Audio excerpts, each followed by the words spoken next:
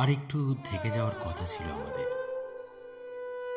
যেমন করে সূর্যাস্তের পরও রোদ থাকে গড়ের মাঠ অথবা মনুমেন্টের চূড়োয়, যেমন করে প্রথম সিঁদুরের দাগ থেকে যায় আরো 7টা দিন, যেমন করে আঁচলে বেঁধে রাখা 2 পয়সার লজেন্স কিনে বাড়ি ফেরার তাড়া দিত রাখালের বাপ, যেমন করে ভালোবেসে আর একটু থেকে যায় পুরাতন প্রেম, আমি ঠিক তেমন করেই থেকে যাব।